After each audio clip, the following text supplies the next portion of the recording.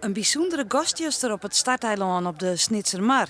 Premier Mark Rutte kwam deel bij de hutzielers van de Snitswieken. Rutte hier al eens jeder west, waar Jelien, maar doe waaide te hut.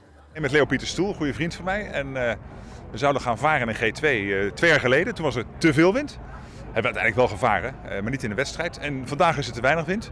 Maar het goede nieuws is dat het mezelf dwingt om terug te keren tot ik een keer echt aan die wedstrijd kan meedoen. Een echte zieler is er net, maar toch pakt hij als een echte premier voor het roer. Ik stuur. Ja, natuurlijk. Ja. Ik stuur.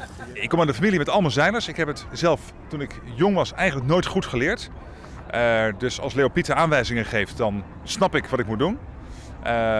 Maar het is niet iets, ik zou niet zelf zo in een bootje stappen en wegvaren. En wat vindt hij nou eens van de Snitswieken? Het is zo'n bijzondere sfeer, zo gezellig. Dit zet natuurlijk Nederland ook internationaal op de kaart. Het zet Friesland in Nederland op de kaart. Het zet Sneek in Friesland op de kaart. Het is het grootste watersportevenement op de binnenwater in Europa. En heel goed georganiseerd. Allemaal vrijwilligers daarboven. Alle mensen van de wedstrijdleiding, van de mensen die zorgen voor de veiligheid. Alles is vrijwilligerswerk. Dus dat maakt het tot iets heel bijzonders. Of de premier met het pontje waarom is net bekend.